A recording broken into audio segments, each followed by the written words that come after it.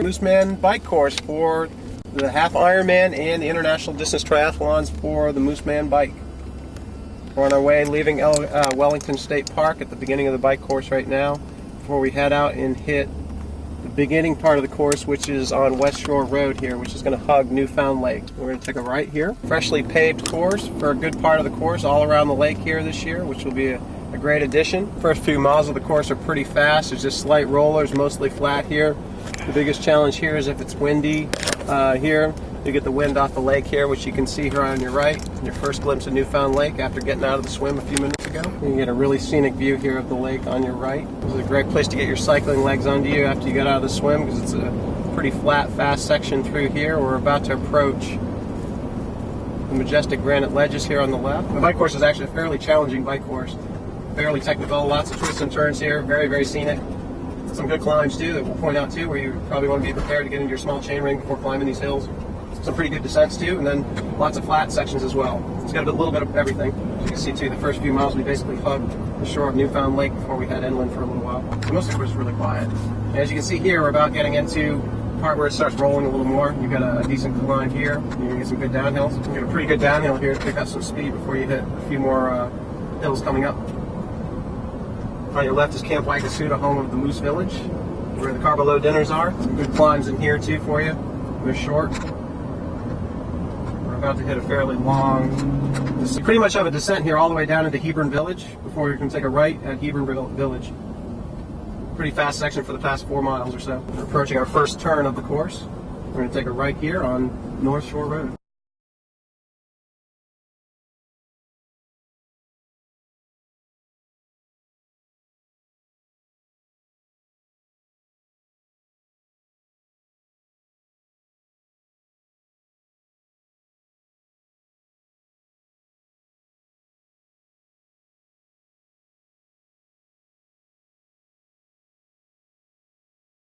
Oh yeah, there's volunteers and police here too that'll help you make this turn right here. Still on a pretty flat, fast section, but you're about to hit Devil's Hill coming up, so it's a good time to prepare for that. As you look straight ahead, you'll see Devil's Hill. This is a really good time to get your speed up to start to try to help carry you up the hill.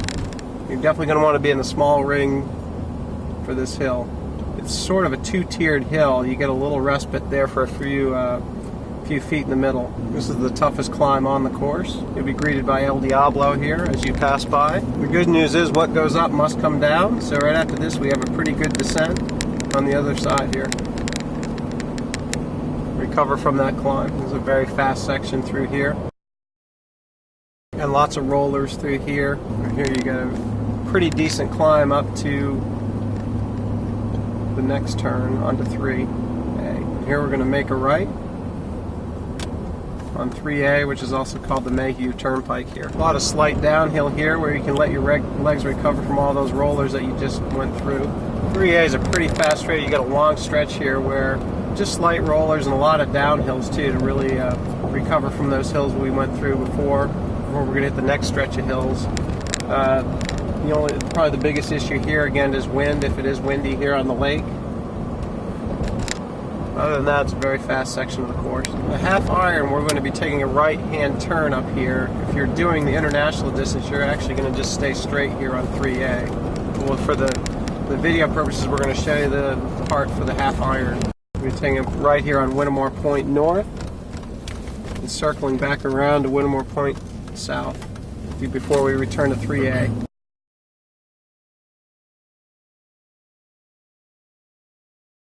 They also will all have porta potties for you. You got a pretty good climb here. Here you're going to bear left onto Whittemore Point South.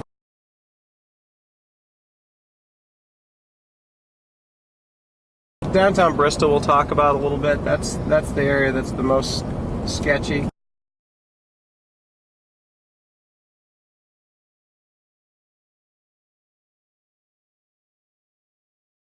Here we're coming back up on Route 3A, and we're going to take a right here on 3A. Again, this is just for the half iron. The international distance athletes will just continue straight, where you see coming from your left right here, down 3A.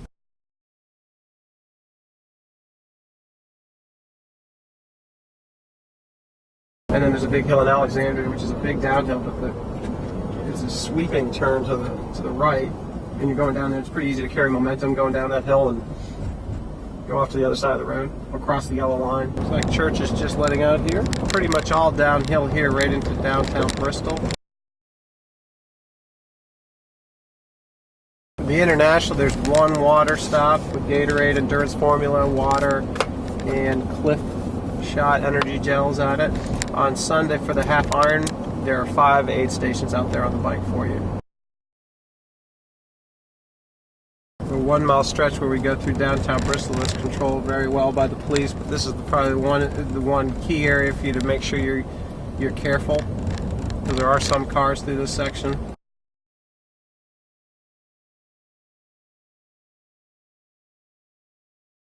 So when you should start preparing, we're going to take a right on Route 104. Coming up here in about a quarter of a mile. And you'll have a closed cone lane coming down here through this turn for you.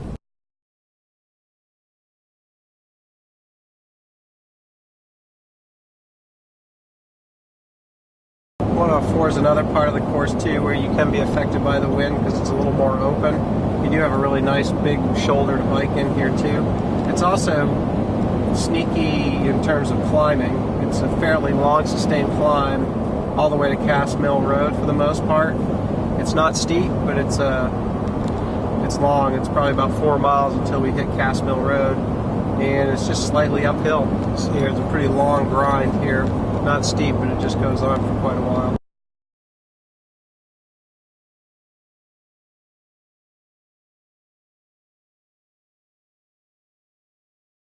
Approaching our next turn here, where we're going to take a right-hand turn onto Cass Mill Road. Good if you can carry some momentum around that corner too, because you do have another hill right here where we get some good downhills.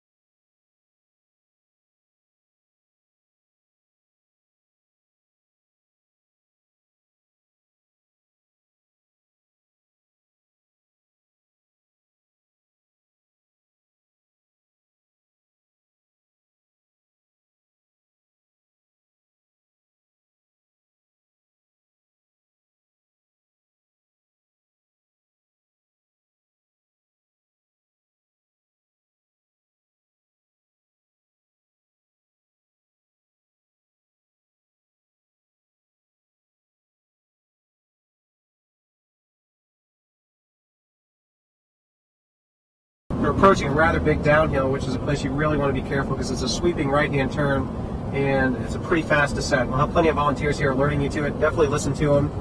Be ready to ride the brakes. As you can see, it's a pretty sweeping down turn to the right. It's pretty easy to go straight and hit the Alexandria Volunteer Fire Department, which is something you definitely don't want to do there. So just use caution coming down this hill as we approach the village of Alexandria. Here we'll bear left on the North Road. Repaved all of this as well.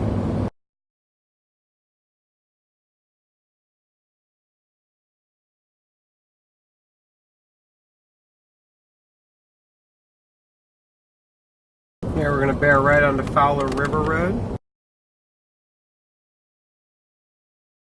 Lots of flats through here, which is nice. It's always my favorite part of the course.